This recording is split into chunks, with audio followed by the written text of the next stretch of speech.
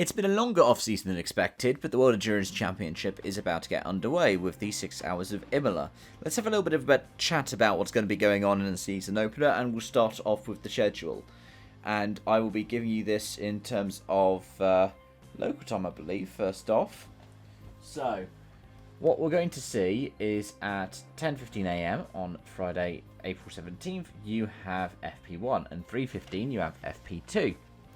FP3 is on the Saturday at 10:30 AM. Then at 2:30 you've got qualifying for LMGT3 with a Hyperpole just after that. And qualifying for the Hypercar follows, so that will end around 4 PM. Then on the Sunday itself, the 6-hour race starts at 1 PM local time, midday UK time, so expect a finish time of around 6 PM if you're over here in the UK, such as myself.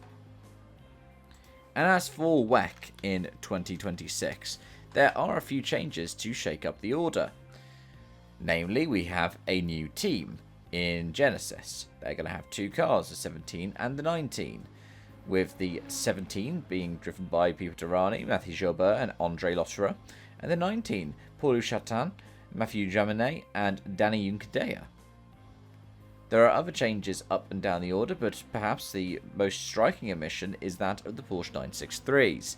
Porsche Penske Motorsport ended their run in WEC at the end of last season, and because there's no Works 963s, the customer 963s have also not returned due to the rules for the World Endurance Championship.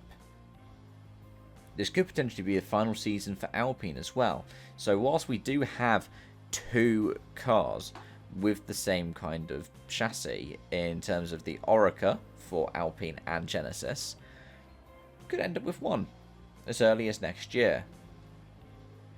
When it comes to having a look at the LMGT3s, there have been some changes in terms of teams. Whilst Porsche has upgraded to a 992.2, an evolution that's come in over the off-season, the biggest change is that the Iron Dames are no longer present. As a result, you've got 2 Manthey engineering cars, the second one now being the Bend. So Yasser Sahin, who was part of WRT last season, with Richard Leeds and Ricardo Pera. That is the number 92.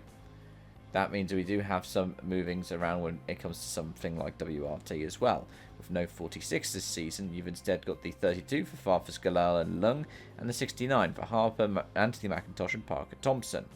There are a few other changes here and there and everywhere when it comes to the different outfits, but most of the teams themselves have remained the same over the off-season, which includes, for example, Akodis ASP continuing with the Lexus, which I believe should be in its final season. And as for the 2026 6 hours of Imola, do we have anybody who could be one to watch? Well, if you looked back for 2025, you might be thinking, well, this could be a Ferrari one. It was a 51 last year from the number 20 BMW and a number 36 Alpine. Then in the LMGT3s, it was Manthey's 92 from the 46 for WRT, from the 78 Akodis ASP Lexus. That said, balanced performance can be a factor, as can just sheer luck.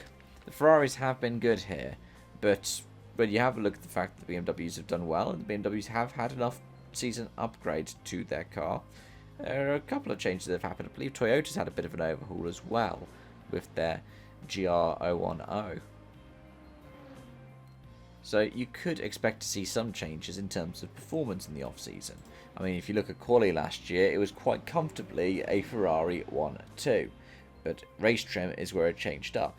Whereas WRT got the pole from Akodis ASP, there was the Aston Martin Heart of Racing third in the LMGT3s from the Vista AF Course 21 in 4th. So, let me know your thoughts, let me know your predictions in the comment section down below, folks, and hopefully on Sunday I'll be able to talk a little bit more about the race once all is said and done. But until then, from me, it's bye-bye for now.